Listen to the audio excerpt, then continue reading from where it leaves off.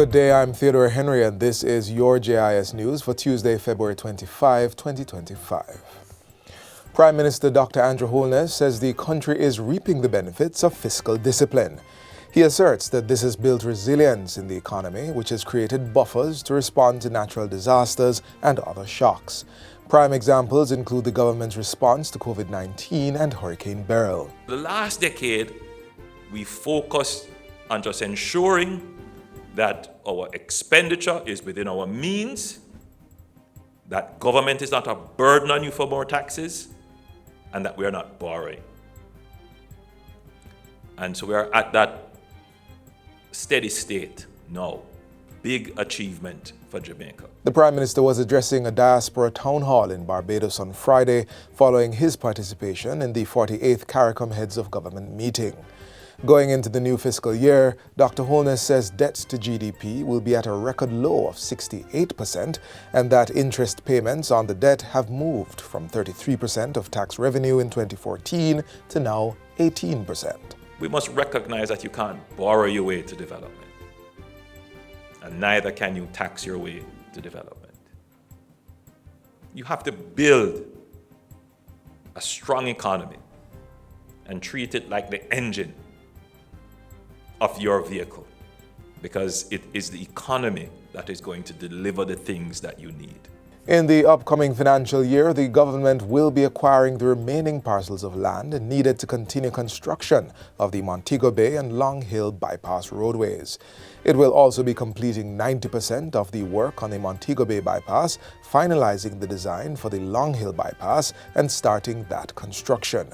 This will be carried out with an allocation of $14 billion to the Ministry of Economic Growth and Job Creation in its capital budget. The details are outlined in the 2025-2026 estimates of expenditure and is being financed by the government. At the end of December 2024, land acquisition was 60% complete, construction works for the Montego Bay bypass 65% complete, and other preliminary exercises done. The roads are built for small towns. And really what you have developing now are complex cities being developed, which leads us to do projects like these to avoid all of this. Another key development taking place is the construction of the Christiana Tax Office, which is projected to be completed by September this year. $73 million has been allocated in the Ministry of Finance's 2025-2026 capital budget to take care of those expenses. Of that amount, $67.3 million will go towards the purchasing of fixed assets, while $5.6 million will be used for goods and services. The project, which commenced in January 2023, is being financed by the government. Construction at December 2024 was 90% complete. The new state-of-the-art tax office, located in Manchester, is designed to replace the existing facility, enhancing services for taxpayers in Christiana and surrounding areas. Still on budgetary allocations, over $965 million will be used to improve irrigation supply and increase agriculture production in sections of St. Catherine and Clarendon. This is being done under the Southern Plains Agricultural Development Project in partnership with the Agro Investment Corporation, AIC, and Rural Agricultural Development Authority, RADA. Targets to be achieved in the upcoming financial year include the installation of an irrigation network and drainage infrastructure, along with purchasing JIS equipment for the National Irrigation Commission. It will also cover the installation of pumps and equipment at Amity Hall in St. Catherine and Panassus in Clarendon, in addition to the construction of a reservoir and pump house and installation of ultraviolet sterilization equipment. Thus far, irrigation, roads, and drainage work in Amity Hall and Bridgepen have been completed, with similar work at Panassus 93% complete.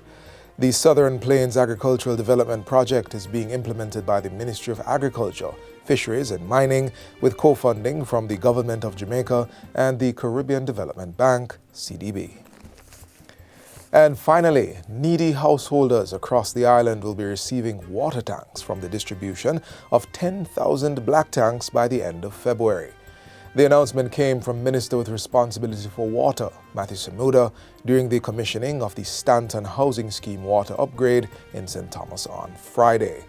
He said procurement had been completed and distribution would begin. That means approximately 150 per constituency, along with some areas that are totally outside of the utility footprint, benefiting disproportionately.